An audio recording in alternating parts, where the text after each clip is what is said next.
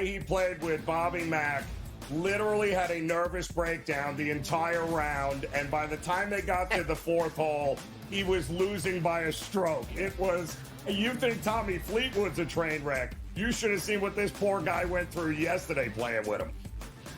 Yeah, you know what I want to say in this too? Like, the winner gets the entire pot of earnings. The Early Line, only on SportsGrid. Paige Beckers. She does it night in, night out. She's been absolutely fantastic for a Dallas Wings team that really isn't going anywhere. We'll see what happens in regards to where they're going to end up in the WNBA draft, because obviously, if they win it, they're probably looking at her buddy, AZ Fudd, to be drafted next year. Betting above the rim, only on SportsGrid. The sharpest football contest show in the land, the Las Vegas Football Contest Show, focuses on Circus Sports Million, Circus Survivor, and the Westgate Super Contest, handicapping the games and releasing our contest picks every week of the season. With two former Super Contest winners, Brady Cannon and James Salinas, a former NFL player, Mike Pritchard, and over $1 million in contest prize money won combined, the Las Vegas Football Contest Show will have you prepared this season.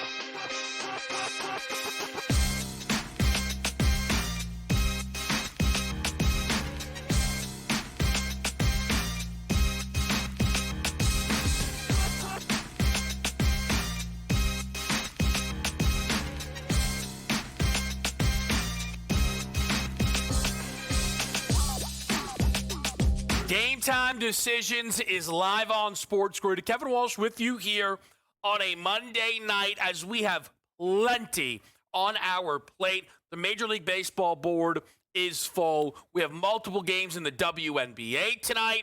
We also have some important action over in the U.S. Open for those tennis bettors. Plenty of profit boosts and no sweats being offered by the books. You have Carlos Alcaraz playing, as well as Venus Williams on the women's side of it there. So a couple of big, noteworthy names. We will get into all of this. We are also now, of course, embarking on the true start of the college football season. We have week 0 in the books, a very important game in the Big 12. We will talk about that, and we will start to get you ready with some of the stars for the college football season who have props open and available throughout this week. We will get you ready for the college football season. Heisman, win totals, the CFP prediction, odds to win the national championship. That is all there and ready, and we are going to have it settled for you right here on SportsGrid. Now, this baseball board does actually begin in less than 2 minutes with the Orioles and the Red Sox. Boston handled business in the Bronx, taking 3 of 4 from the Yankees and getting back in front of New York in the AL wildcard race.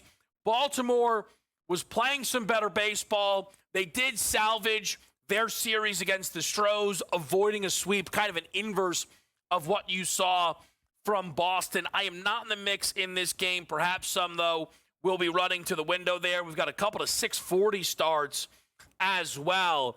Let's get some best bets on the board for you. Myself, the crew, they're all locked in. It's a Moonshot Monday, so you know there's going to be some big prices out and available. For myself, it's the Chicago Sky plus the 11.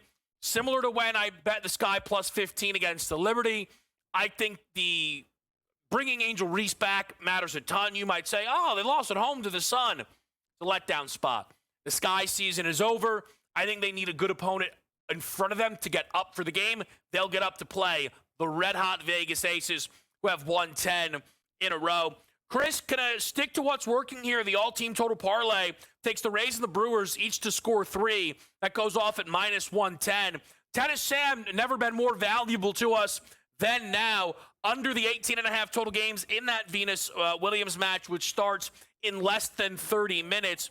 AJ plays the under in Angels Rangers, with Jose Soriano going head-to-head against the returning Jacob deGrom. Interesting to see what deGrom has upon his return here for Texas. And then Pat's going to make it a Royals moneyline play as they're on the road against the White Sox.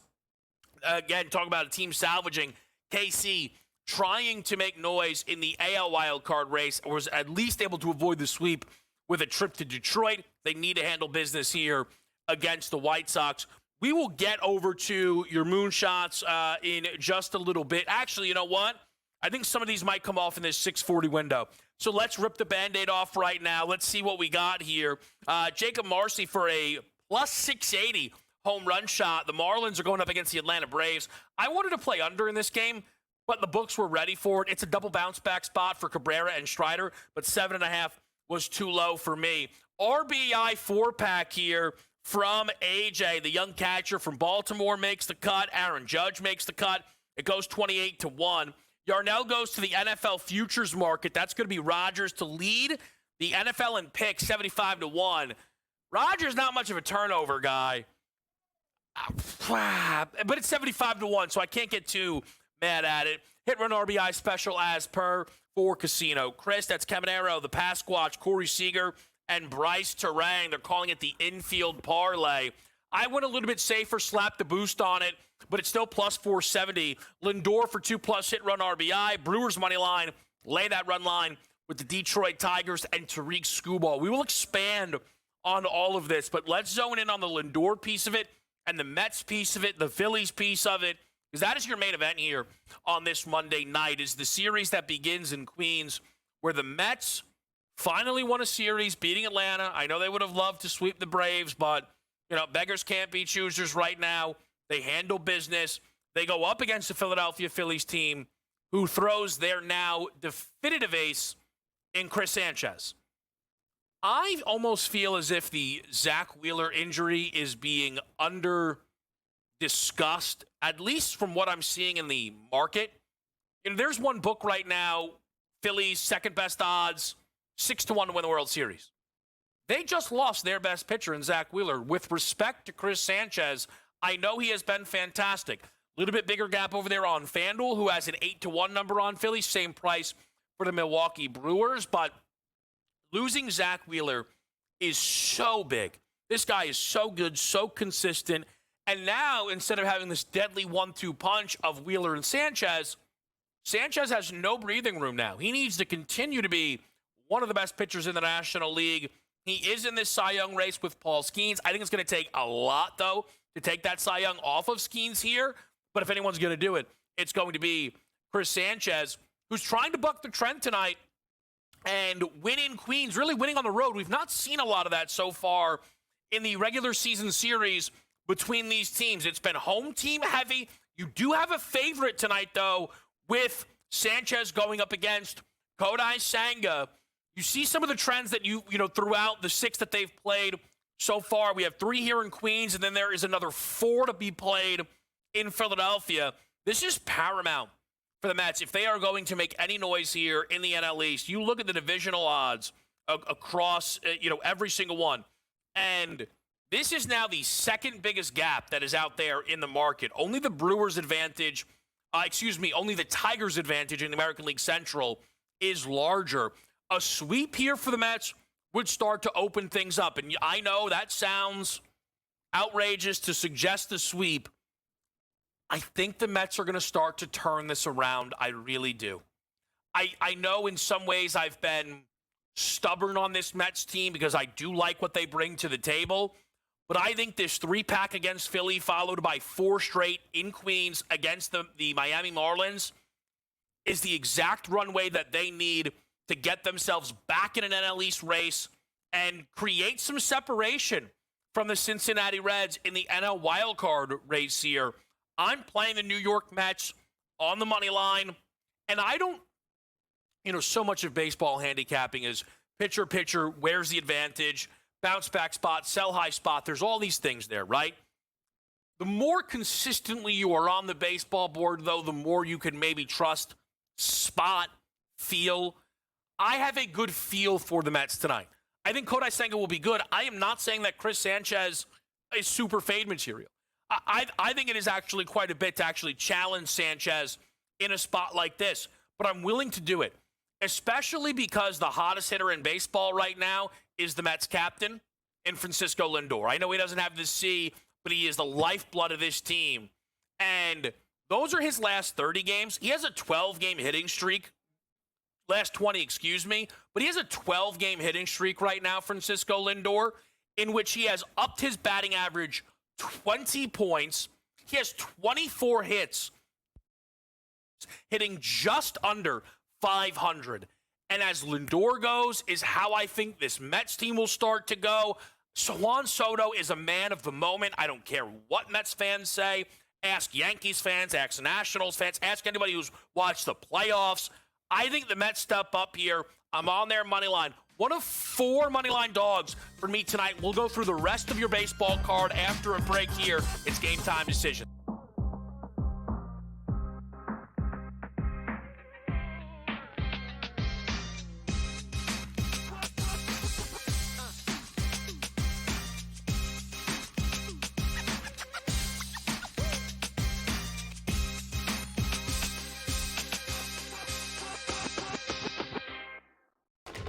Enter into the magical world of McLuck.com, where even the smallest of spins can win real cash prizes.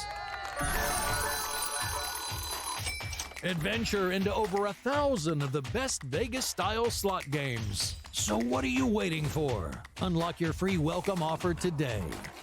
Join the fun where winners play and players win.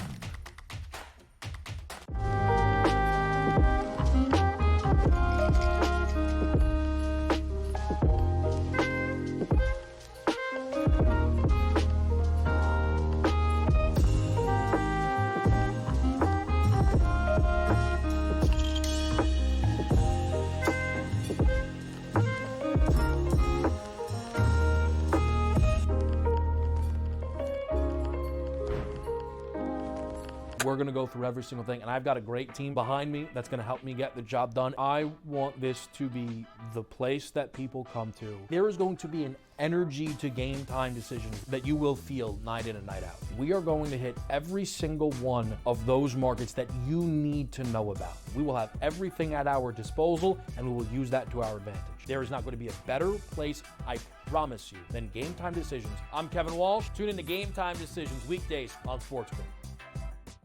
This is the moment every fan waits for. The countdown's over. The road to kickoff has begun. Play is here to stay. I'm not going to name names, Kevin. From win totals to player props, from division races to MVP debates, we've got eyes on every camp and data feeding 24/7, breaking down every angle across the league. Every pick, every edge, every line that matters. SportsGrid. Your road to kickoff starts now.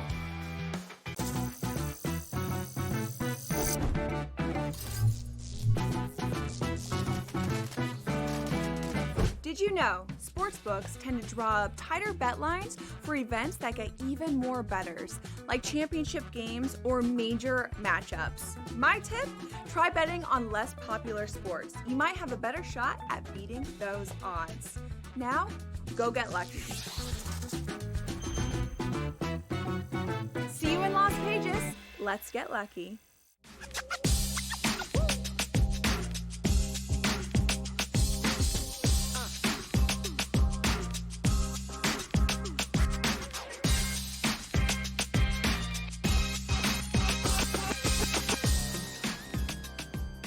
Baseball board off and running. Roman Anthony with a leadoff home run for the Boston Red Sox as they stay hot right now in Baltimore. Miami, Atlanta, and Cleveland, Tampa Bay are underway. To go through the rest of the card here tonight, there were only a couple of spots that really stood out. I was tempted by the Yankees-Nats under, but I am not super interested in getting involved with these weather games.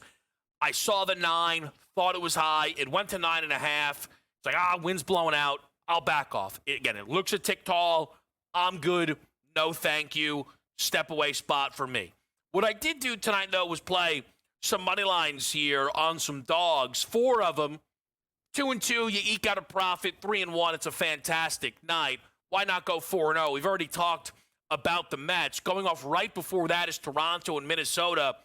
Give me Joe Ryan, the better pitcher to Max Scherzer. I think Scherzer enters tonight maybe due for a stinker, and I think Joe Ryan is at a bounce-back spot. And plus 120 on the Twins here is a good number to me. I know Minnesota not playing for much. I know Toronto's been very good at home.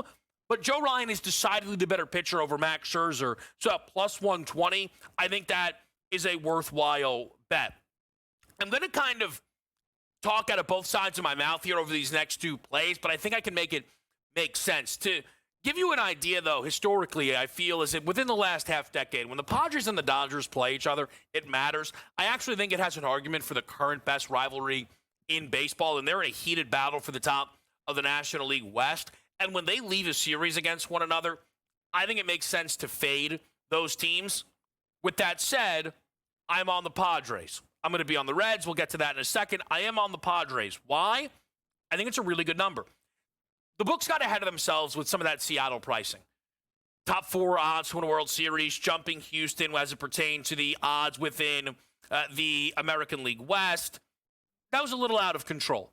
I understand that this group still has a lot to like in their rotation, but Bryce Miller is not Logan Gilbert, George Kirby, Louis Castillo, Brian Wu. And J.P. Sears is someone the Padres added to hope they can get a lot out of. Start number 1 was not great. Start 2 was really good. He's already seen the Seattle lineup twice this year, was solid in both of those starts. A plus price on a Padres team who dropped the final game of that series, I think is important. If they were coming off of a sweep of the Dodgers, to me, that's not the ball's rolling downhill, keep going. I think that would be a little concerning. I'll play the Padres at a plus price here in a pitching matchup that they seem to have the advantage in. And overall, is San Diego better than Seattle? They're certainly playing, I think, better right now. With that said, I'm on the Dodgers-Reds game, and I'm taking Cincinnati. First of all, again, undeniable better pitcher here in Hunter Green. Now, the Dodgers are the better team. It's going to be nearly impossible to get booked as a favorite in their building, and I understand that. But Shaheen's one of the worst starters that they will throw. The Dodgers are also not playing great baseball again. We've seen this for this team, but they were swept by the Angels again, which is incredible. I know they woke up for that San Diego series, but they dropped right back down and allowed themselves to split a 4-pack at Coors. So now, off of this San Diego series where they salvage it with the final game, in come the unsweepable Cincinnati Reds, who are going to have to get a game somewhere in this series because they are unsweepable. Are they going to beat Kershaw? Maybe. Ohtani? I'll take my chances. Cincinnati wins tonight. And again, with that said, the Cincinnati Reds are unsweepable. They are absolutely kings. The kindest thing the Reds can do to bettors is lose the first 2 games of a series. Or 3 if it's a 4-game set. They did it again yesterday in Arizona. As a dog, they win 6-1. It'd be nice if they stopped just They have to have, I would imagine, and I don't know where this statistic is, but the Cincinnati Reds have to have the worst record of a team who has gone this long without being swept. They have to. But they just continuously pull one out of the bag right away, right under the hat. I want to stick here for a second. I tweeted out the other day, I'm getting close to placing a World Series future. I've placed one on the Cincinnati Reds. Big ticket, 100-1, gives me flexibility. And I've said the reason I bet the Reds preseason, I didn't feel like anybody was actually going to beat the Dodgers, so I needed a really big ticket to make it worth it. The team that I found myself really warming up to was the LA Dodgers. There was a plus 400 available on DK. That is the best number that we have seen on LA all season long. And it's the best number that's out there now. There's other books, 340, 360, 375. That 4-1 on the Dodgers was tempting. I pulled back. That is the number that I was looking at there. I wonder if this will be a reminiscent moment for myself a couple of years ago where I was ready to bet the Celtics at like even money. It was on leap day. Because I remember it was like, we'll leap into the futures market, real gimmicky, cheesy, I know. And it was the Celtics at even money, and they never looked back, and they ran through the Eastern Conference the year they won the NBA championship. I wonder if this will be a sliding doors moment where I miss my chance to get in on the Dodgers. But I mentioned the Zach Wheeler injury off the top. And this is an exercise that myself and the crew have gone through a few times, talking about what is the absolute best single game team in baseball, right? Is it the Tigers when they throw skee ball? Is it the Pirates with skeins? Is it the Red Sox with crochet? And I remember on the day, there was an argument that the first three are the Dodgers. Throwing Snell, Glasnow, Yamamoto, maybe Ohtani. And I don't know if they're number one, but they have 3 or 4 of the top 10. But I think most importantly now, there is not a single postseason game that is a possible game where the Dodgers won't be favorites. Now that there's no chance they go to Philly and go up against Zach Wheeler. Maybe you'll argue if they went to Philly and played Sanchez. I'm still not sure. And I'm still not sure that the Dodgers aren't going to win their division. And maybe, because the schedule is still pretty light, find a way to end up with the best record in the National League. That's a little bit less likely, but you never know. I can't get there yet. And maybe I'll regret it. But as I continue to flirt with this World Series market, and I know at one point I thought maybe it's, let's just place this Astros bet, and I backed off. Now it's like, do we place this Dodgers bet? I've backed off again. But it's one I'll be keeping my eye on. Let's put our eye on the WNBA and the U.S. Open next.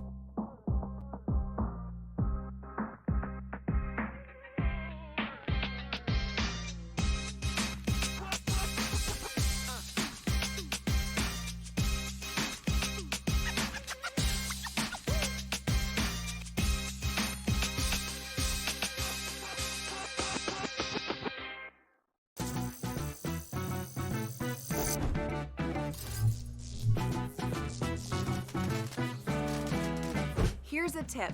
Some machines and online games have higher average payouts than others. Want to try to maximize your odds? Well, do some research online to find games which have the highest RTP or return to player percentage. So now, go get lucky. See you in Las Pages. Let's get lucky.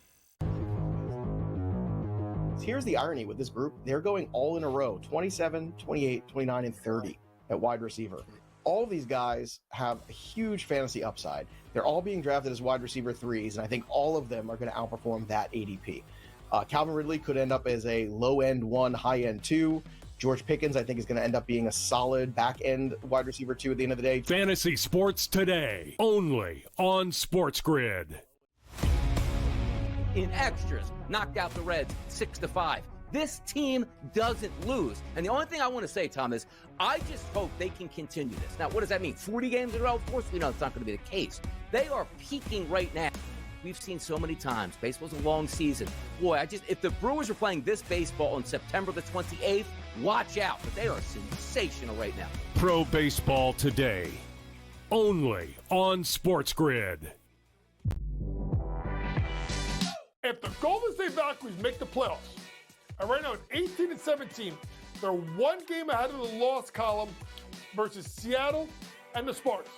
If they make the playoffs, you must, and I mean must, give their coach head coach of the year in the WNBA. Betting above the rim, only on SportsGrid.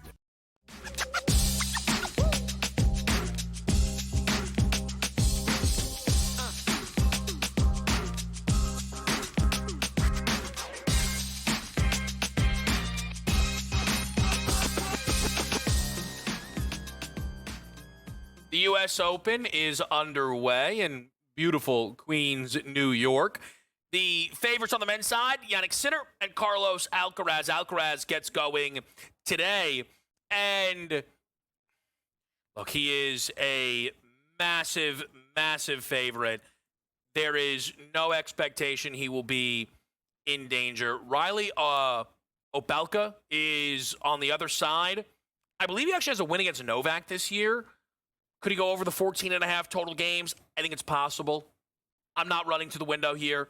I think, you're getting a couple of boosts out there in the market, but they don't all expire. That would be something I would look at. Venus on the other side is nearly 9-1 as a dog in her match. I don't know. You can probably argue both sides, but that it's a little bit tougher to get the upset on the women's side because you it's first to 2. But then I guess you could argue the shorter the match, the more likely it comes out. I would not necessarily be banking on that. But again, like Muhova to win in straight sets, you're talking about a minus 300 number, minus 350 range. So it's one of those matches that I think people will have their eyes on.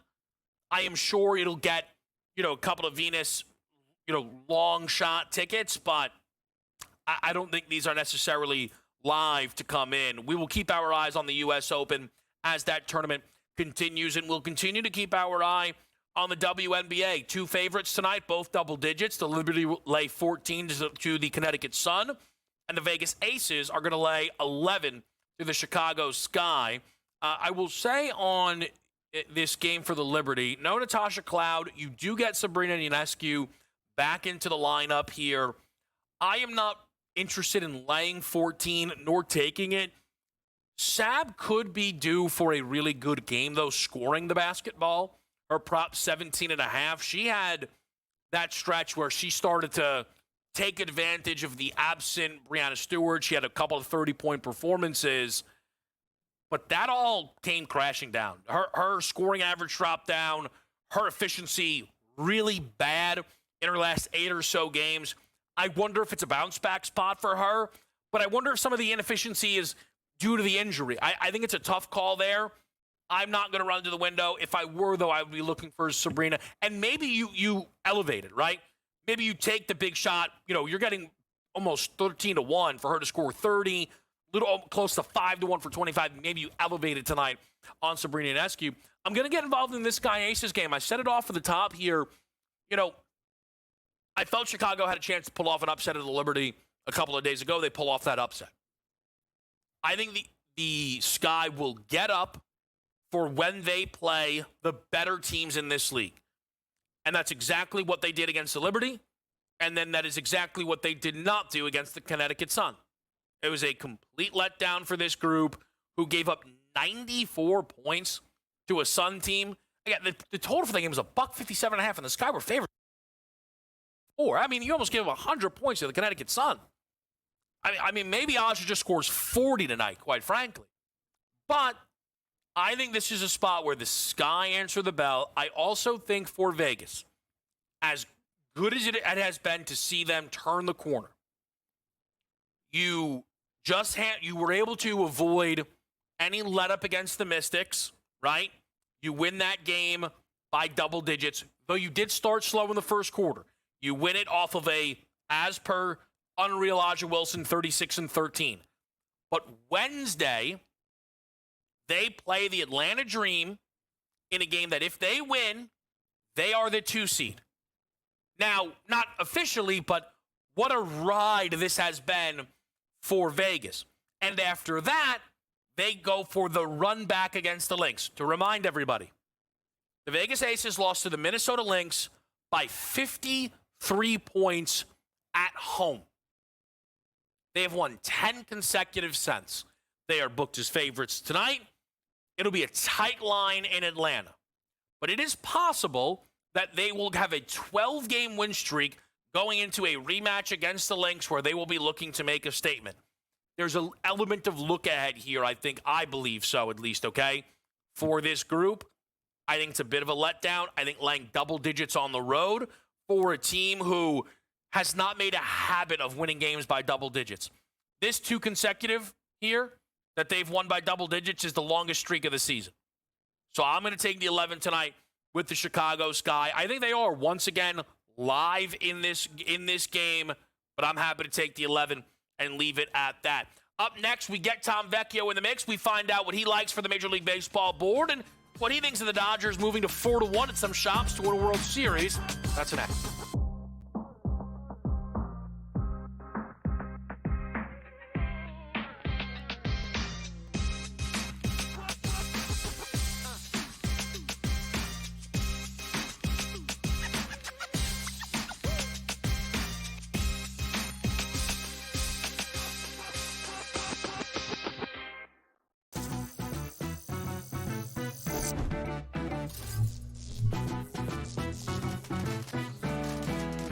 Here's a tip. Some machines and online games have higher average payouts than others. Want to try to maximize your odds? Well, do some research online to find games which have the highest RTP or return to player percentage. So now, go get lucky. See you in Las Vegas. Let's get lucky. Here's the irony with this group. They're going all in a row, 27, 28, 29, and 30 at wide receiver. All of these guys have a huge fantasy upside. They're all being drafted as wide receiver threes, and I think all of them are going to outperform that ADP. Calvin Ridley could end up as a low-end 1, high-end 2. George Pickens, I think, is going to end up being a solid back-end wide receiver 2 at the end of the day. Fantasy Sports Today, only on SportsGrid. In extras, knocked out the Reds 6-5. This team doesn't lose. And the only thing I want to say, Tom, is I just hope they can continue this. Now, what does that mean? 40 games in a row? Of course we know it's not going to be the case. They are peaking right now. We've seen so many times. Baseball's a long season. Boy, if the Brewers are playing this baseball on September the 28th, watch out. But they are sensational right now. Pro Baseball Today, only on SportsGrid. If the Golden State Valkyries make the playoffs, and right now at 18 and 17, they're one game ahead of the loss column versus Seattle and the Sparks. If they make the playoffs, you must, and I mean must, give their coach head coach of the year in the WNBA. Betting above the rim, only on SportsGrid.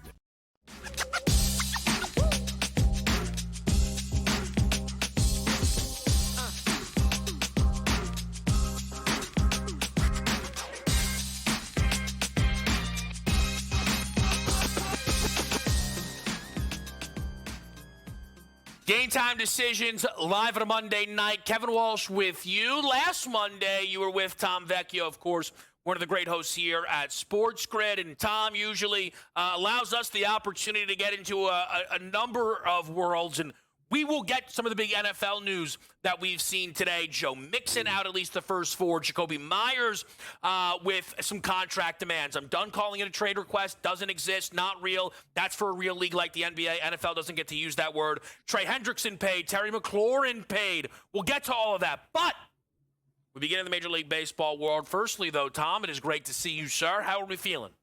I'm doing great. We should get right into things because the Twins-Blue Jays game is about to have first pitch in 6 What do you got? minutes. I like the under 8 in that one. I have seen it move to 7.5 at FanDuel. So, 7.5 it is juiced to the over at that point at minus 122. But, I talked about it this morning on the early line with Joe and Donnie. I like the under 8. If you can still find an 8, that's fine. If there's early scoring, I would still take the under at that point. Scherzer has been kind of legit good over this last stretch of starts. He's getting into the 6th inning, not allowing too many runs. Of course, the strikeouts aren't going to be there as they once were. Joe Ryan, pretty awesome pitcher overall. And frankly, the Twins lineup, I think it's okay. It's definitely not as bad as I thought it would be post-trade deadline. They still have some decent hitters, but it's still not great. And, the Blue Jays win this game 4-2, somewhere around there. I am on Minnesota in the game. I think basically, I like Joe Ryan. I'm wondering if Scherzer's a little bit more vulnerable. That doesn't mean the game goes over, but I think I have the better pitcher tonight, though, Tom, so that allowed me to get to the window on a Twins money line spot. Do you have anything else right now on this Major League Baseball board? Yeah, let's get to the Brewers team total over 4.5. Eduardo Rodriguez is terrible, and the strikeouts aren't there for him. The Brewers, they have plenty of power. They don't necessarily strike out a ton. They're top 10 in the league against lefties when it comes to WRC+.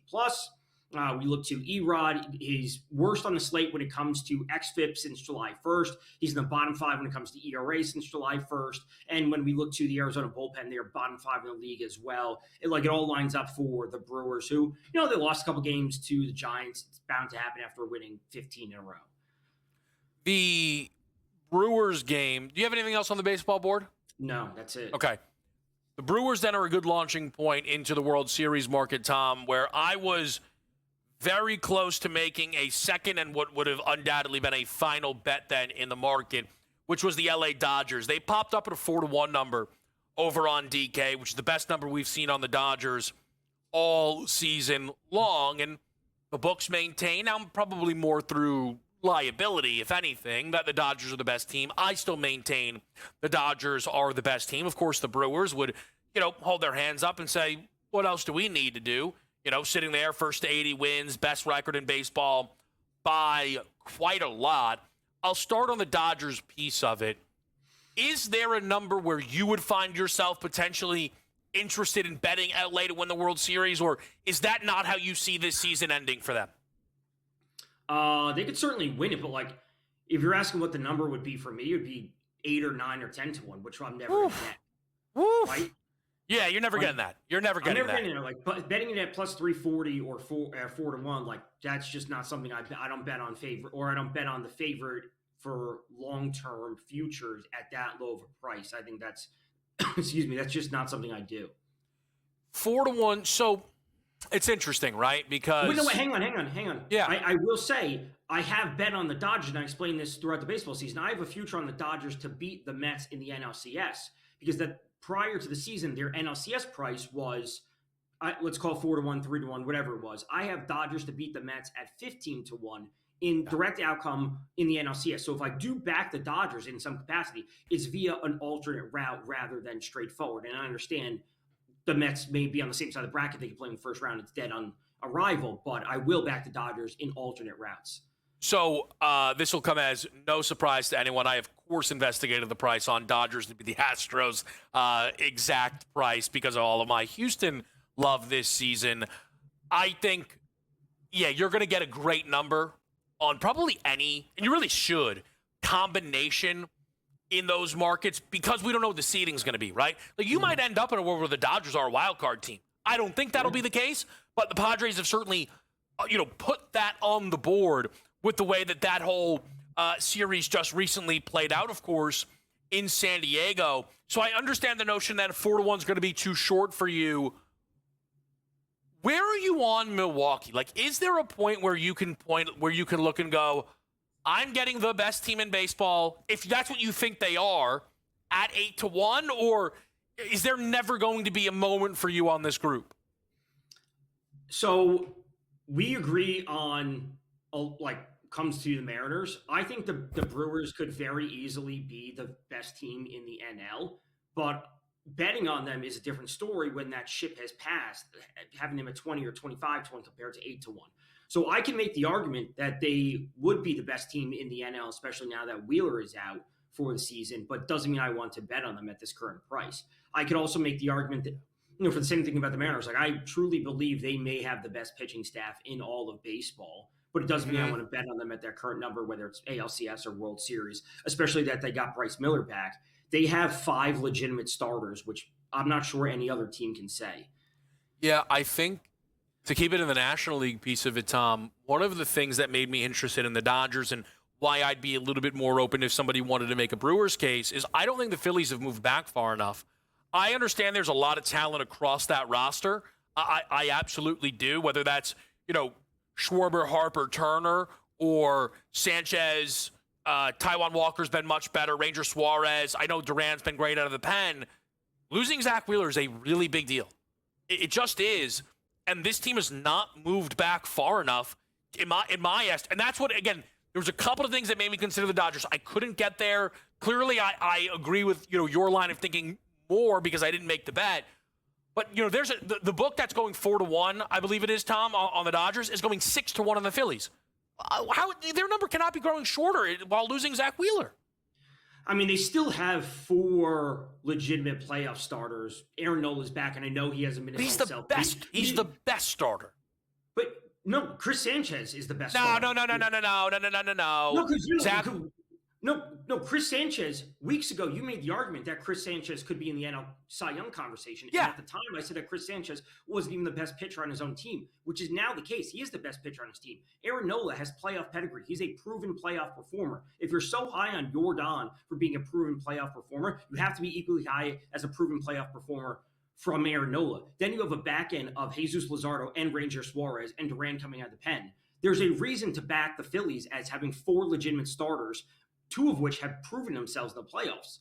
Right, but Zach Wheeler has 11 starts in his postseason career, Sure. He's pitching to a massive loss. 2.18 ERA.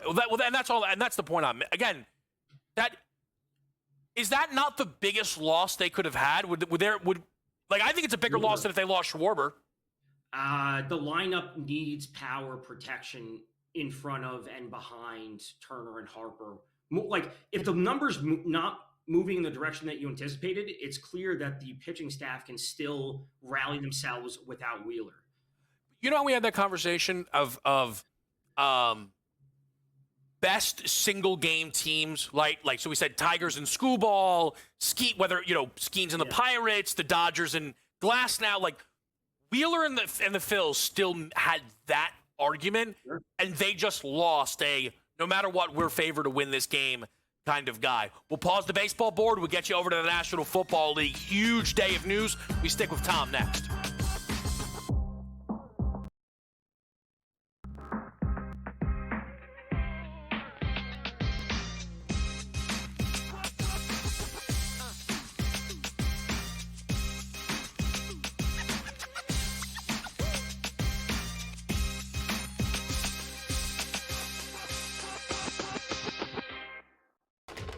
Enter into the magical world of McLuck.com, where even the smallest of spins can win real cash prizes.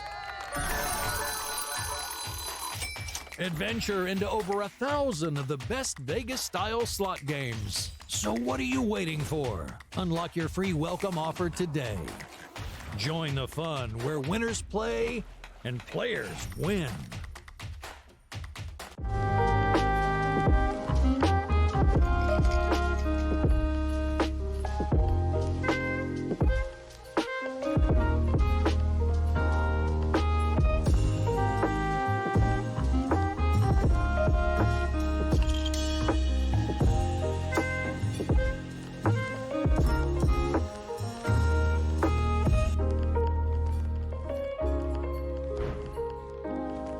We're going to go through every single thing, and I've got a great team behind me that's going to help me get the job done. I want this to be the place that people come to. There is going to be an energy to game time decisions that you will feel night in and night out. We are going to hit every single one of those markets that you need to know about. We will have everything at our disposal, and we will use that to our advantage. There is not going to be a better place, I promise you, than Game Time Decisions. I'm Kevin Walsh. Tune in to Game Time Decisions weekdays on SportsGrid. This is the moment every fan waits for. The countdown's over. The road to kickoff has begun. Play is here to stay. I'm not going to name names, Kevin. From win totals to player props, from division races to MVP debates, we've got eyes on every camp and data feeding 24/7, breaking down every angle across the league. Every pick, every edge, every line that matters. SportsGrid. Your road to kickoff starts now.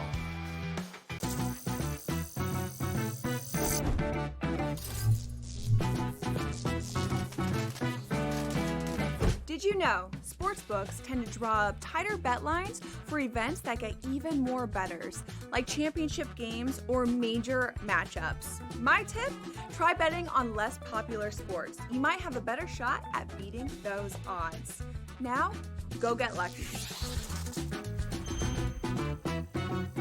See you in Las Vegas. Let's get lucky.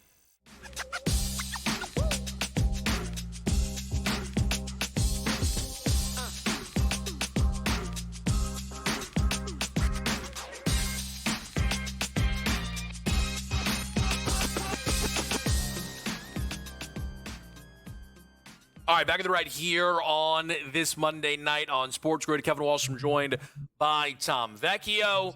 And Tom, this NFL season is fast approaching, and it was a busy, busy day within the National Football League.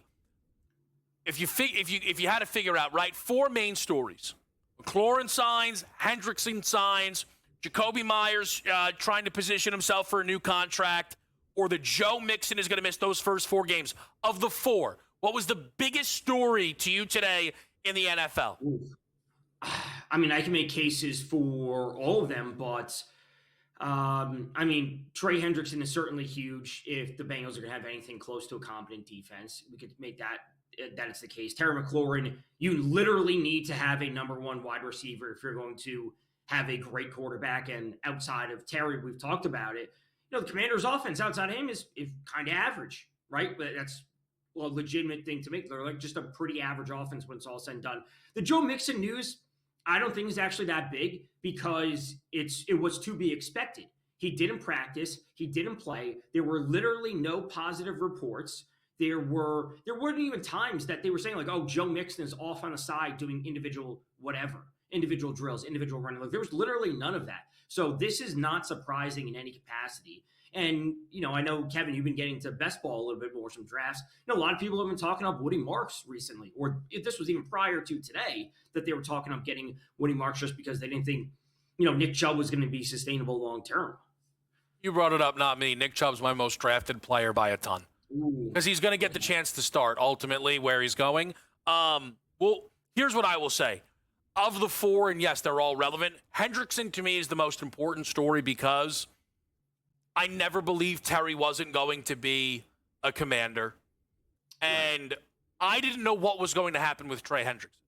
Cincinnati is very stubborn. He has requested a trade. He has not shown up. He's shown up. I don't know where they find the money. What ultimately I think was the biggest thing in getting this done, this is a win for the Cincinnati Bengals. It is a 1-year pay raise. He is outside of the top 5 edge rushers, and they probably just let him walk next year. And for Cincinnati, who knows what next year looks like? Here's the deal for the Cincinnati Bengals. If they don't make the playoffs, they're getting a new head coach. So at that point, it is what it is. They'll have bigger fish to fry than Trey Hendrickson. The other piece of it is we know that this Cincinnati defense was terrible with Hendrickson. You could not afford that drop-off. Now, perhaps the having Hendrickson out there makes Shamar Stewart a little bit better. Oh, we've got 2 real pass rushers. Now the secondary is a little bit better. I think there's more upside in this Cincinnati defensive room if they were all there, and now they are all going to actually be there. I don't think I end up picking this team to win the North because of how high I am on Baltimore, but I would be pretty surprised, Tom, if I leave Cincinnati out of my playoff 7 next week. That's a great, that's a great way to put it. Like I said, like having him there makes them close to a competent defense. Like it's not like, oh, all of a sudden they're world beaters over here. Yeah. Like you need to have him just to like scratch the bare minimum. That's what it comes down to. Like last year, the offense was awesome, but the defense was absolutely horrible.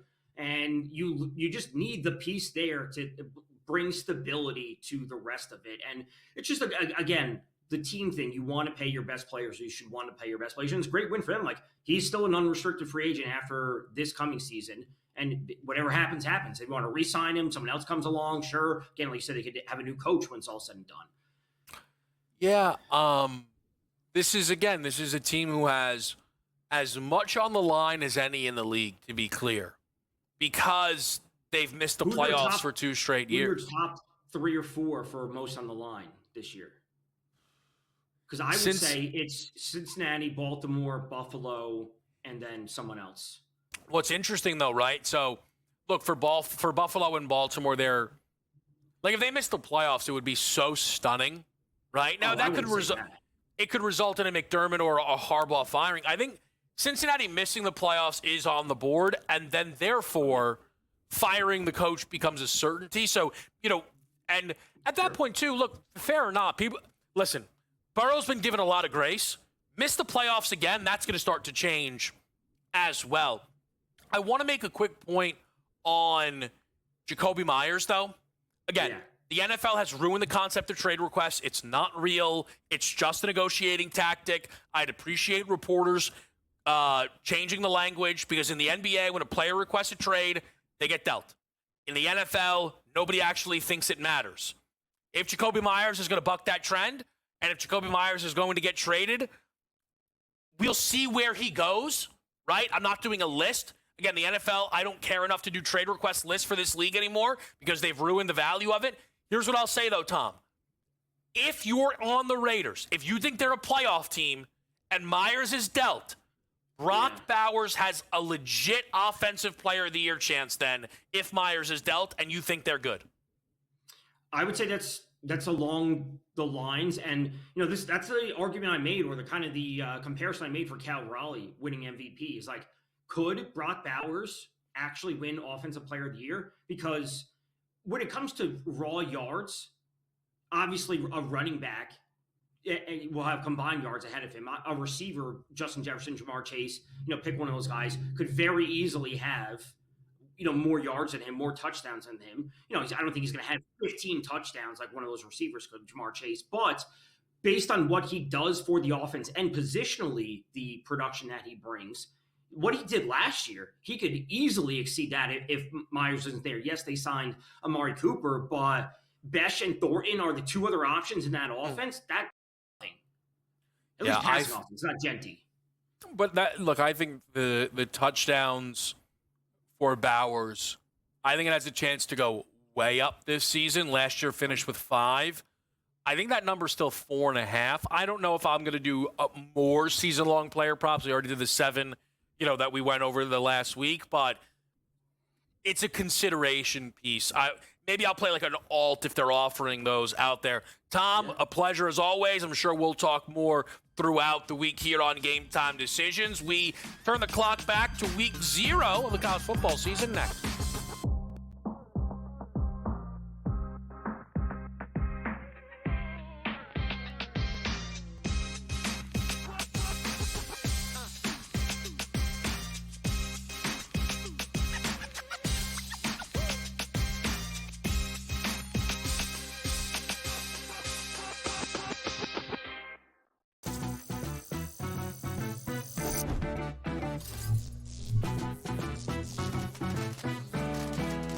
Here's a tip. Some machines and online games have higher average payouts than others. Want to try to maximize your odds? Well, do some research online to find games which have the highest RTP or return to player percentage. So now, go get lucky. See you in Las Vegas. Let's get lucky. Here's the irony with this group. They're going all in a row, 27, 28, 29, and 30 at wide receiver. All of these guys have a huge fantasy upside. They're all being drafted as wide receiver 3s, and I think all of them are going to outperform that ADP. Calvin Ridley could end up as a low-end 1, high-end 2. George Pickens, I think, is going to end up being a solid back-end wide receiver 2 at the end of the day. Fantasy Sports Today, only on SportsGrid. In extras, knocked out the Reds 6-5. This team doesn't lose. And the only thing I want to say, Tom, is I just hope they can continue this. Now, what does that mean? 40 games in a row? Of course we know it's not going to be the case. They are peaking right now. We've seen so many times. Baseball's a long season. Boy, if the Brewers are playing this baseball on September the 28th, watch out. But they are sensational right now. Pro Baseball Today, only on SportsGrid. If the Golden State Valkyries make the playoffs, and right now at 18 and 17, they're one game ahead of the loss column versus Seattle and the Spartans. If they make the playoffs, you must, and I mean must, give their coach head coach of the year in the WNBA. Betting above the rim, only on SportsGrid.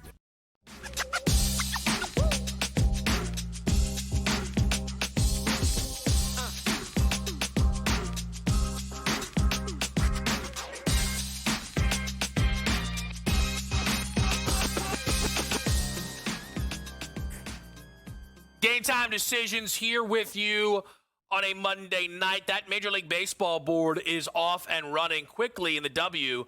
100% blame pie this guy. I didn't realize Stewie came back tonight. And that's how you end up with the Liberty up 12 at the end of 1. And I'll say this. Look, that's a bad eye by me, but that is how low I think of the Connecticut Sun, that I would think that the Liberty could be without Stewie and still be laying 15.5 in their own building to the Sun. That is the number that they laid without Stewie to the sky. And so I don't know if that's a Sun upgrade. I don't think the Stewie inclusion caught the books by surprise, caught me by surprise a little bit there. Sab only with the 2 points. It's actually not as surprising because she's sharing work with Stewie. Stewie clearly limited, only played 5 minutes. But, again, that's 100% a bad job to me, not realizing that Stewie was going to be in the mix. Major League Baseball board-wise, Phillies actually go first in that opening inning there. Schwarber with a ground out knocked in Trey Turner, who tripled on his opening at-bat. Baltimore grabbed one back off of Boston due to a Cowser home run. Yanks just played it a first inning, making that a Yerfie due to a Cody Bellinger sacrifice fly. Bad call by me giving Joe Ryan a shot here. He has given up 4 runs in this opening inning to the Blue Jays. It will be a long shot for them to make the comeback. We are scoreless in Miami, Atlanta, as well as Cleveland, Tampa Bay, and that is where the baseball board is at right now. To go over to the college football board, and we're going to start to expand on college football here a little bit through our show. There are some season-long player props we're going to get into. Arch Manning, Jeremiah Smith, Jeremiah Love, and Ryan Williams options over on FanDuel will get you my thoughts on all 4 of those. There's some legitimate value, you could argue, within those markets. We're also going to talk some Michigan football. They officially named Bryce Underwood their starting quarterback today, which is a big deal. There is an early game on that Michigan schedule, not week number 1, but I believe week number 2, where they play Oklahoma, a ranked team in the SEC, on the road. That one could go a long way. And that is the type of game that could have implications. Like, both teams could miss the playoffs, and this game matters. Because you're going to have this continuing argument of SEC versus Big Ten. And that's week number 1, of course, Ohio State, Texas. And then you get week number 2, Michigan, Oklahoma. All of this will matter. But you had, again, a game that you could reasonably argue, week 0, week 1, the most important was K-State, Iowa State. The Big 12 was very, very close last season and projects to be incredibly close this season. Last year, there were 4 different teams that finished 7-2 in conference in the Big 12. Ultimately, it was Arizona State and Iowa State who made that championship game. Tiebreakers matter. Now at Kansas State has already lost a head-to-head tiebreaker with Iowa State. That is a big deal that makes the difference. So for Kansas State now, who has to go to Baylor, has to go to Utah, they're hosting Texas Tech, they're hosting TCU. There is a lot there's just way less wiggle room here. If you are Kansas State, I do not expect the Wildcats to be in the college football playoff. I entered the season a bit lower on K-State. I liked Iowa State in that opening game. They get the job done. For the Cyclones now, they're a lot easier to buy into because they already have this win against a team like K-State. They don't play Utah. They don't play Baylor. They do play Arizona State. They host Arizona State. So the schedule is there for the Cyclones. I don't know if, the general are you impressed enough from this opening game from the Cyclones? I think that's a little bit of the hesitation. You see how the market moved, and rightfully so. That is not an overreaction. That is correct movement. That is how important this game was, and it took them a bounce. They initially still were keeping K-State in front of Iowa State. That K-State number needed to move a lot more than doubled where it was because they were booked as favorites heading into that game. That is the importance of those head-to-heads, especially in the Big 12, which projects as a one-bid league still. Does Iowa State have the runway? For me right now, I'll tell you this. There are 3 teams that catch my eye. Iowa State being one, the others being Baylor and Utah. I think one of those 3 are in the college football playoff. Is there a path to get both of them in? I'm not so sure. Is Michigan going to be in the mix? We'll talk about that next with you right here on a Monday night on SportsGrid.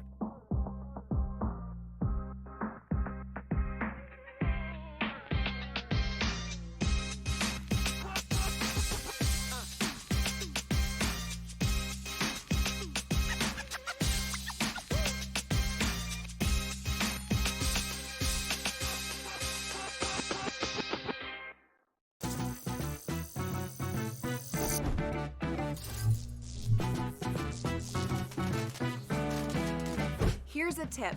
Some machines and online games have higher average payouts than others. Want to try to maximize your odds? Well, do some research online to find games which have the highest RTP or return to player percentage. So now, go get lucky. See you in Lost Pages. Let's get lucky. Here's the irony with this group. They're going all in a row, 27, 28, 29, and 30 at wide receiver. All of these guys have a huge fantasy upside. They're all being drafted as wide receiver 3s, and I think all of them are going to outperform that ADP. Calvin Ridley could end up as a low-end 1, high-end 2. George Pickens, I think, is going to end up being a solid back-end wide receiver 2 at the end of the day. Fantasy Sports Today, only on SportsGrid. In extras, knocked out the Reds 6-5. This team doesn't lose. And the only thing I want to say, Tom, is I just hope they can continue this. Now, what does that mean? 40 games in a row? Of course, we know it's not going to be the case. They are peaking right now. We've seen so many times. Baseball's a long season. Boy, if the Brewers were playing this baseball on September the 28th, watch out. But they are sensational right now. Pro Baseball Today, only on SportsGrid. If the Golden State Valkyries make the playoffs, and right now at 18-17, they're one game ahead of the loss column versus Seattle and the Spartans. If they make the playoffs, you must, and I mean must, give their coach head coach of the year in the WNBA. Betting above the rim, only on SportsGrid.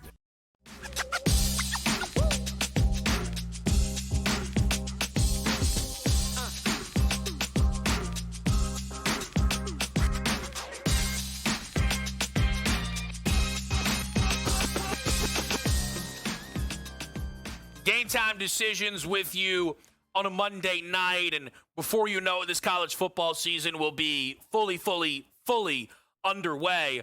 And there's a lot of noteworthy games, but even some of the under-the-radar games that will have a lot of attention, I think the debut of Bryce Underwood against New Mexico is going to fit that bill, which is why we bring in Anthony Broom, covers the Michigan Wolverines for On3 Sports. And Anthony, we appreciate you making some time here, a part of a busy season. I'll just start with the Bryce Underwood announcement. We know the expectations, I think, for his career at Michigan are very lofty. What do you feel are appropriate expectations for this season for Bryce Underwood at Michigan?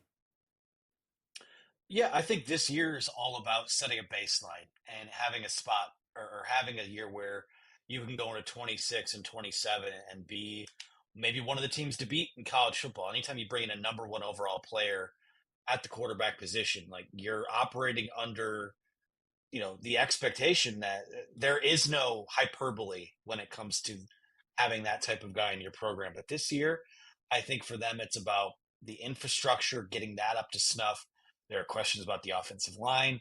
They have some questions, in terms of the offensive playmaking spots, but have the ingredients too to kind of be that meat and potatoes Michigan offense that we've gotten used to with, the Bryce Underwood wrinkle and a new play caller there in Chip Lindsey. So I think you're probably looking at a year that is similar to what J.J. McCarthy's first year as a starter at Michigan was, though I think we'll probably see a few more interceptions, maybe even double-digit interceptions, given the fact that he did just turn 18 a week ago, and they're going to be a little more aggressive in taking some shots here and there. So with a front-loaded schedule, I think there will be some mistakes early on, but some nice runway in the back half to, be more of that Bryce Underwood that we expect being a number 1 overall recruit.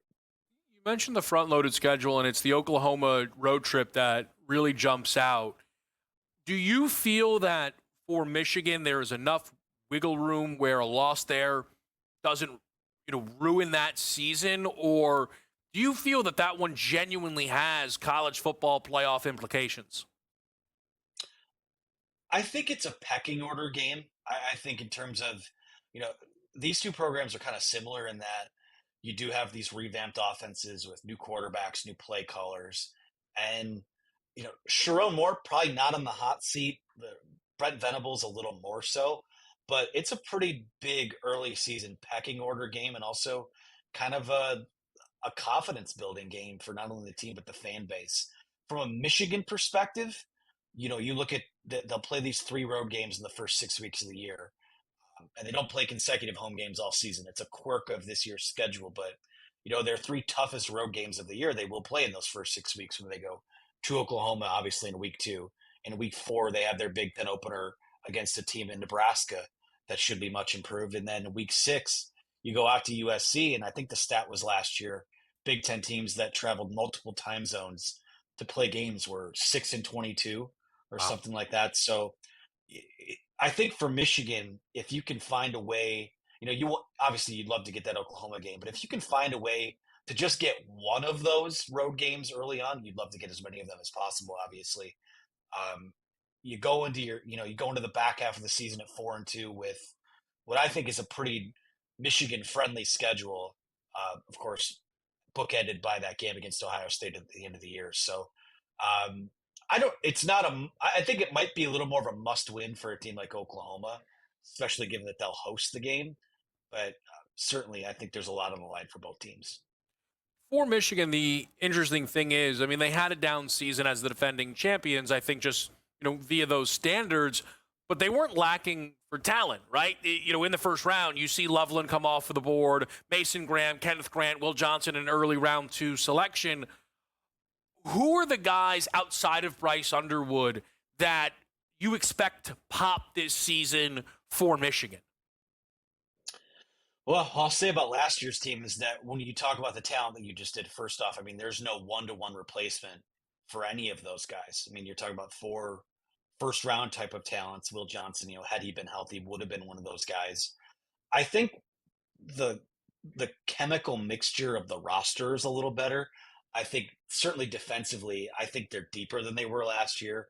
They feel like they can go 5-6 deep at defensive tackle, 4-5 deep at edge. They have 4 linebackers that they really, really like. The secondary, specifically the safety and the nickel spots, they feel like they have a lot of options there. Jair Hill's a guy at corner who some NFL folks think can be a first-round pick or a day 2 pick in next year's draft. So their defensive coordinator, Wink Martindale, said in the spring, we might not have any day 1 guys on the roster right now, but they feel like they've got a lot of day 2, early day 3 type of guys. And that's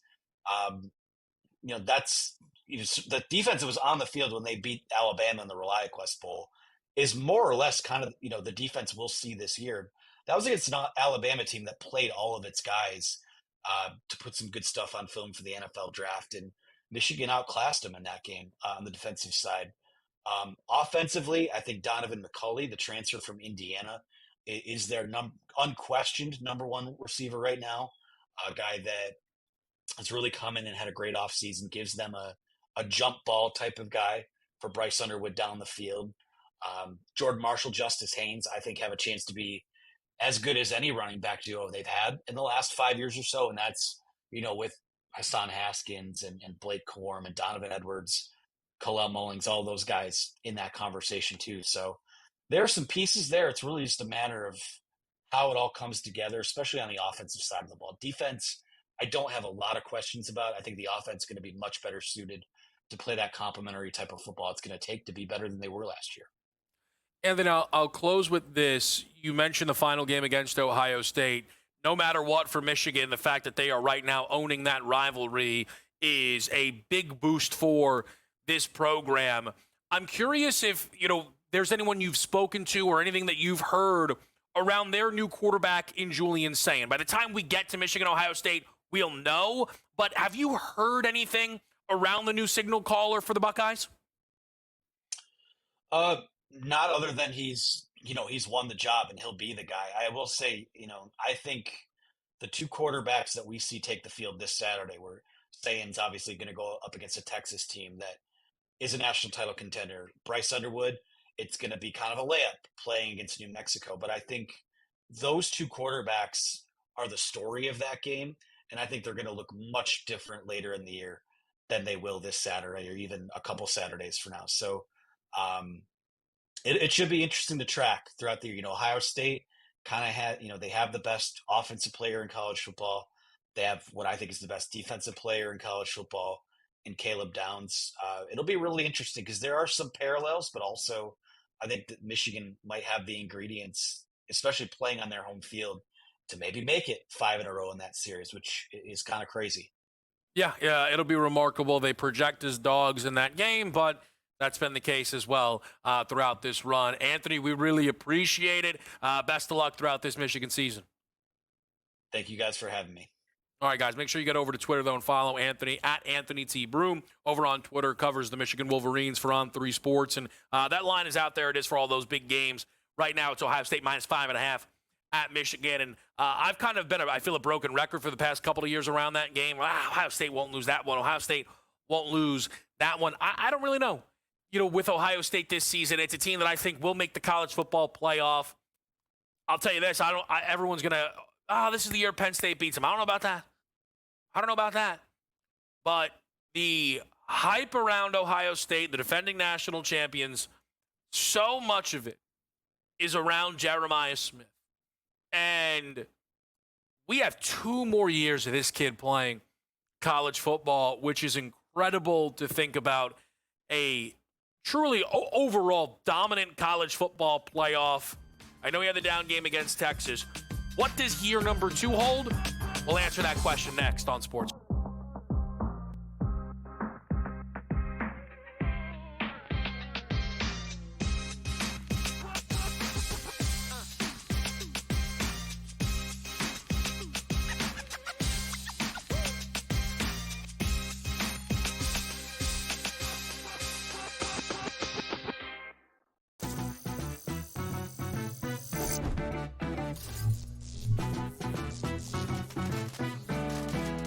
Here's a tip.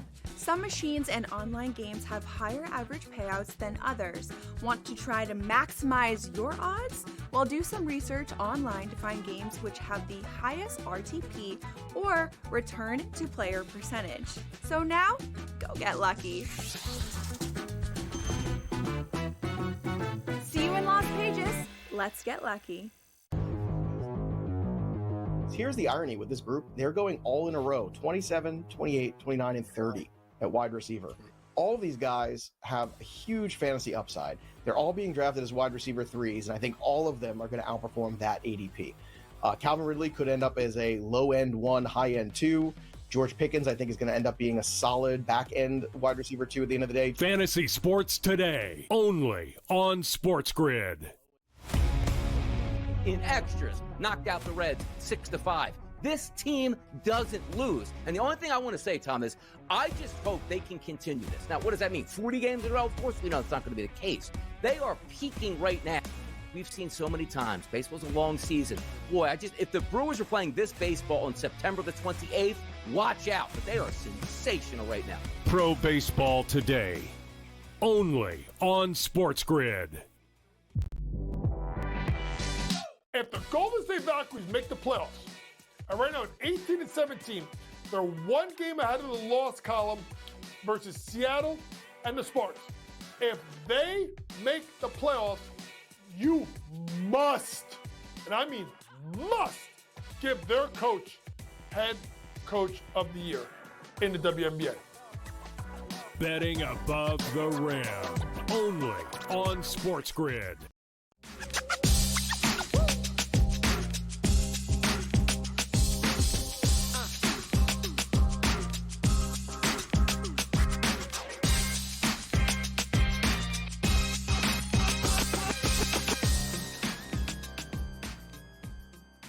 Not much movement on the live board. We will reset that one more time before we get out of here on this Monday night, pass things over to In-Game Live. But it is the true start of the college football season this week. Tomorrow, we will do another Kevin 7, getting you set for the college football season. We will do playoff predictions. All of that will be right here on Game Time Decisions. I thought, though, we could talk some stars with you because season-long player props are always a treat in the NFL market. And we have 4 options over on FanDuel for 4 stars. Arch Manning, Jeremiah Smith, Ryan Williams, and Jeremiah Love. Jeremiah Love, the Notre Dame running back. Alabama's wide receiver, Ryan Williams. You know Jeremiah Smith, of course, wide receiver, Ohio State. And then the Heisman Trophy favorite, and Arch Manning, with Texas. We'll go one by one because I think there are cases to be made in each and every one of these markets. When you look at Arch Manning, 3,000 passing yards, 25.5 passing touchdowns. Now remember, it's a regular season market. It's just the 12 games. So no bonus for college football playoff or playing in an SEC title game. You try and make the comparison to what you were given out of Quinn Ewers. That is tricky, though, because Quinn was not the healthiest college football player. Quinn was consistently missing games. So as you try and then get into what we were given from Arch during his few starts, I think the most tempting bet here is the over 25.5 passing touchdowns. And where I make that case is primarily the game against UTSA, where Arch in 12 pass attempts threw 4 passing touchdowns. Ewers, by the way, played in that game throwing 2 passing touchdowns in his own right, okay? But Arch Manning ending up having to come in. Quinn missed some time. The reality on Arch Manning and on this 25.5 passing touchdown number, where you're really looking to make your money, are the 3 games after Ohio State, at home against San Jose State, UTEP, and Sam Houston.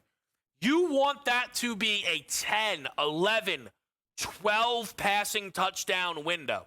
If he throws 10 in those 3 games, which will be the expectations, then you need less than 2 per game in the other 9 games.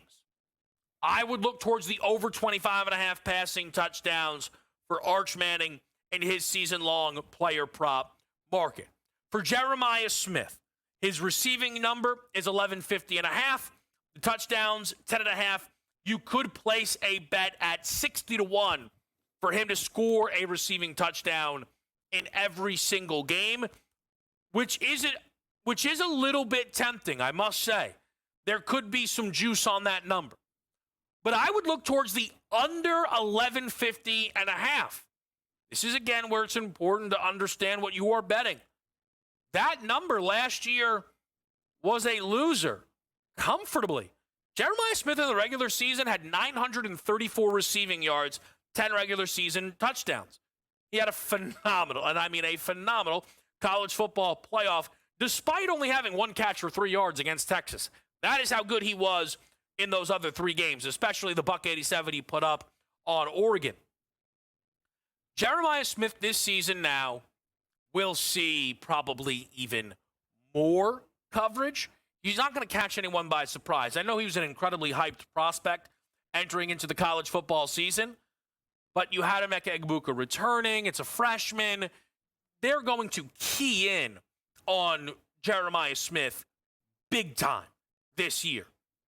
And he is there. When you're trying to figure out, do we just focus in on Smith or Carnell Tate? That's obvious, right? Beginning of the year, do we focus in on Smith or Egbuka? That was a bit of a challenge. The quarterback play might drop off.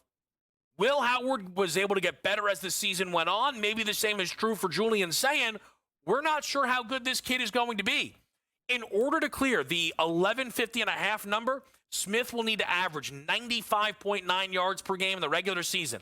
And if by chance, and we talk about this with season-long player props, he misses 1 game, he needs to average nearly 105 yards per game. I think it's an under for Jeremiah Smith in the regular season receiving yards. To Alabama's freshman star, Ryan Williams, 1050.5 is the receiving, 8.5 is the receiving touchdown number. And that is where you catch my attention looking towards an over. Last year, Ryan Williams had 8 touchdowns in the receiving game. His quarterback, Jalen Milroe, threw 16. That was an outlier for a Kalen DeBoer quarterback, especially with Kalen DeBoer getting his offensive coordinator back from his Washington days, back from the NFL in Ryan Grubb. Penix 2 seasons with that duo at Washington, 31 passing touchdowns, 36 passing touchdowns. Jake Haener had 31 passing touchdowns in 1 full season with that group at Fresno and was on pace for 28 in the shortened COVID season. And to defend Milroe a little bit for only throwing 16, it's because he ran for 20. So I would say the Alabama quarterback room, whether it's Ty Simpson for the full season or not, the floor is 25 passing touchdowns. Ryan Williams will get 9 of those. And if there's 30, 35, Ryan Williams can blast through this number. Lastly, Jeremiah Love, and I got to tell you, every single one of these numbers looks a bit light.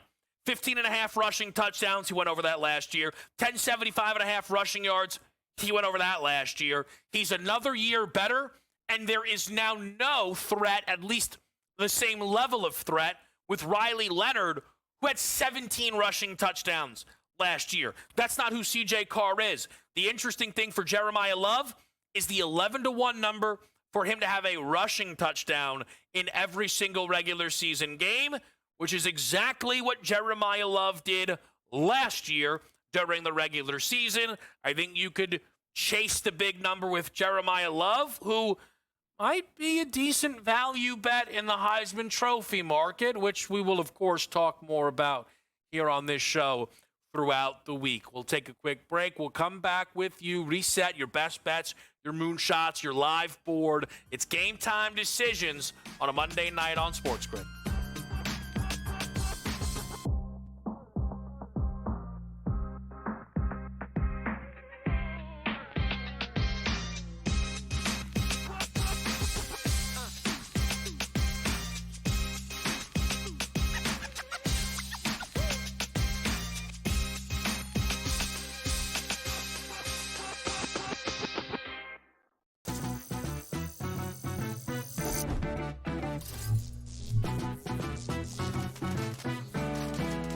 Here's a tip. Some machines and online games have higher average payouts than others. Want to try to maximize your odds? Well, do some research online to find games which have the highest RTP or return to player percentage. So now, go get lucky. See you in Las Vegas. Let's get lucky.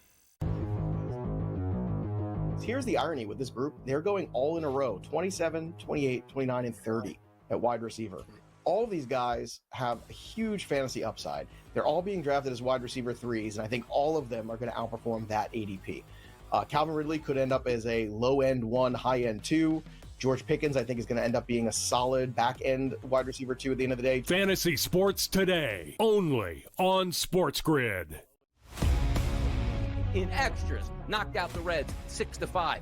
This team doesn't lose. And the only thing I want to say, Tom, is I just hope they can continue this. Now, what does that mean? 40 games in a row? Of course we know it's not going to be the case. They are peaking right now. We've seen so many times. Baseball's a long season. Boy, if the Brewers were playing this baseball on September the 28th, watch out. But they are sensational right now. Pro Baseball Today, only on SportsGrid. If the Golden State Valkyries make the playoffs, and right now at 18 and 17, they're one game ahead of the loss column versus Seattle and the Spartans. If they make the playoffs, you must, and I mean must, give their coach head coach of the year in the WNBA. Betting above the rim, only on SportsGrid.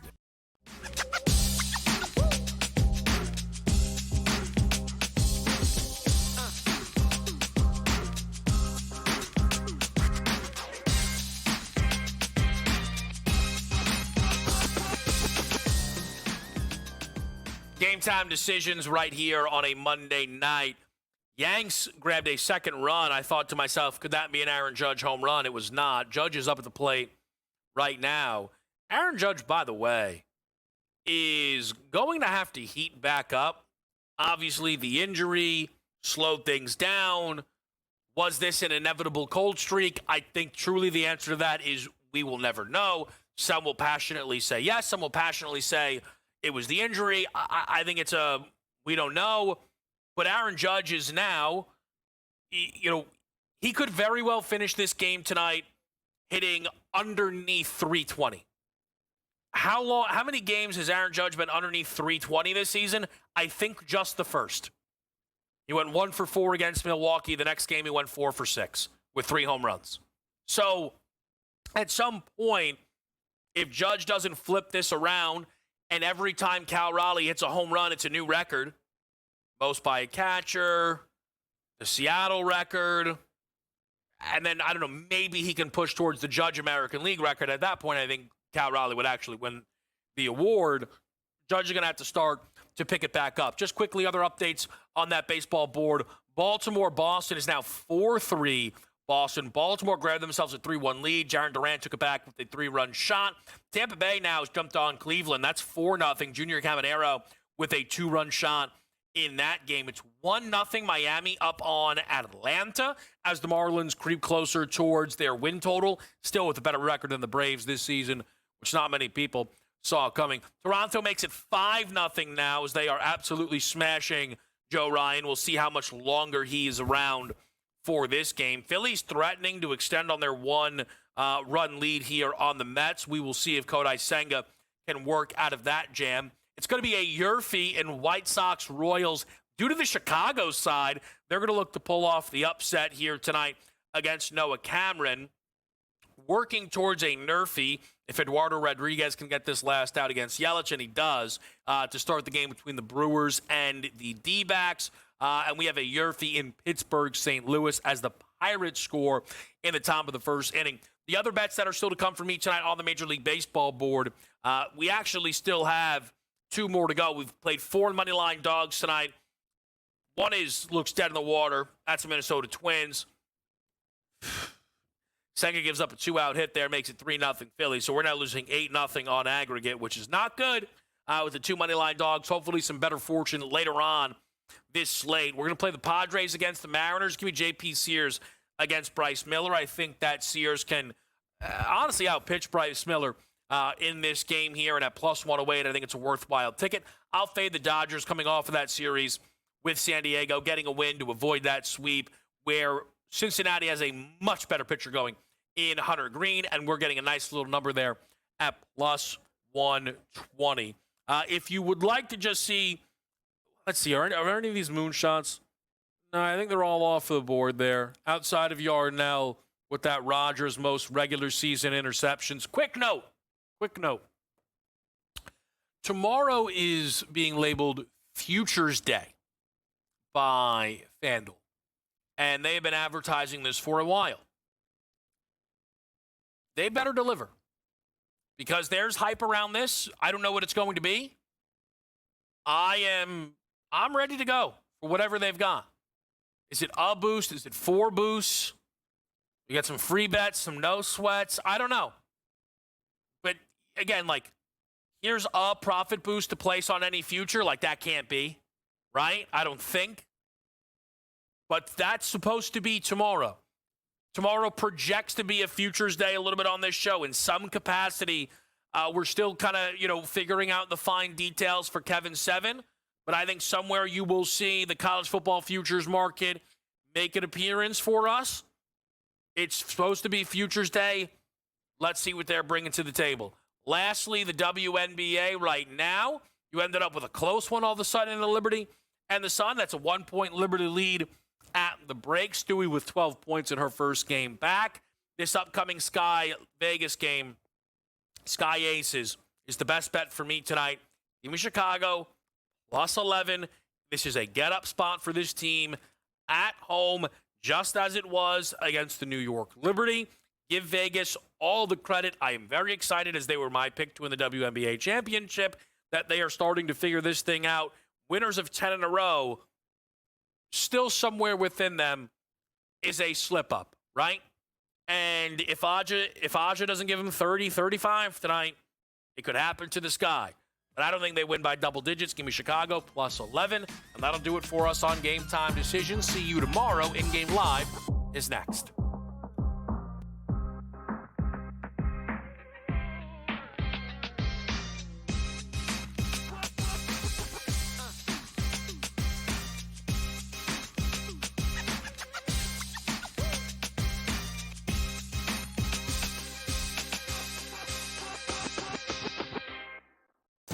Every fan waits for.